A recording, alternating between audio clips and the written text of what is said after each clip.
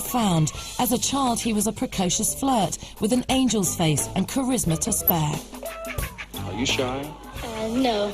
You know, it's very difficult. What's with the O's and the R's? There's a few girls over there want to take you home with them, and who knows?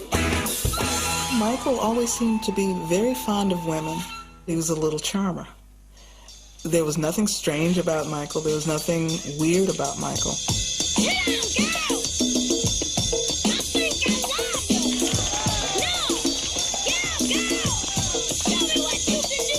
Mike kept flirting with these girls, pointing at them and winking at them and, you know, trying to get them to come down front and say hello.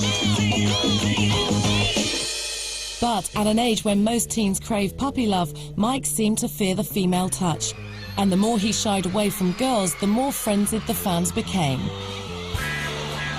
I think that girls represented, you know, having my hair pulled, represented someone screaming suddenly at the top of their lungs. You know, just suddenly screaming. Fans will be hanging around. We'll hear a knock on the door and say, Charlize. We open the door. It's what rock stars go through, though. Most of the guys like it. You never heard Jermaine complaining about it. You never heard Jackie complaining about it, but Michael didn't. Michael didn't like to be touched and handled and pulled at, and oh, he really hated it. He just really hated it. Behind the scenes, God-fearing Catherine tried to guide her sensitive son. There were fans who had sort of special status. You would write a letter to Michael Jackson, and then you'd actually get a response, or you get a phone call from Catherine saying, you know what, why don't you come to Las Vegas and hang out with us? I was in the 7th grade, and I just was in love with him. So I started writing him letters every day, and in 1974, he's going to be in Las Vegas for my 16th birthday. In 1974, Catherine Jackson arranged a date between Michael and Teresa Gonçalves, a 16-year-old fan from Boston, even though Teresa's presence violated Jehovah's rules. Teenagers are only allowed to date if they're ready to get married. So if a person wants to date someone and they say, I just want to have fun, that is strictly forbidden in church literature. Even a telephone conversation was a date, and they could find themselves disfellowshipped. So you have this fear.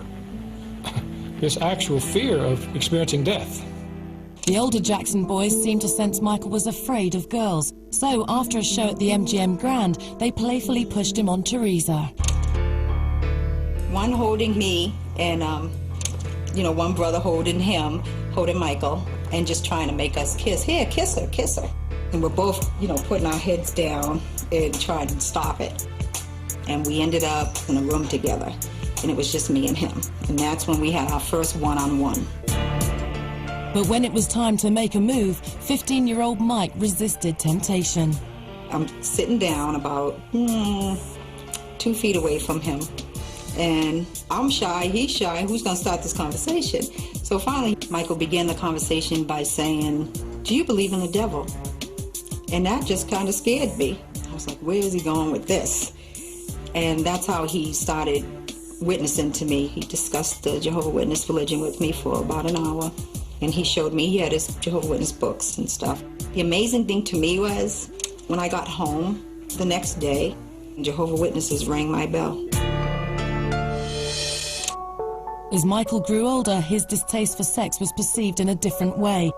When he pushed girls away, members of the press pushed back, speculating on his lack of female friends. You would, be told by your editor, you got to ask him if he's gay. And you're like, what? I mean, how are you going to ask Michael Jackson if he's gay? I asked him about the rumor that he was gay. And he looked at me and he said, you know what I need you to do? I need you to turn off that tape recorder. And I said, okay. And he said, no, I'm not gay. And I said, well, why did you ask me to turn off the tape recorder? And he said, well, because I know that we have many fans who are gay.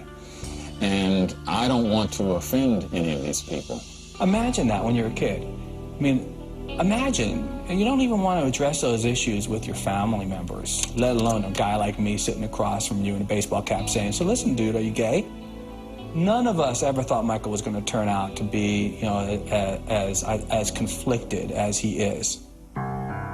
Hounded by reporters and tormented by his family, late in 1974, a lonely and confused Michael turned to those who seemed most like him, little boys.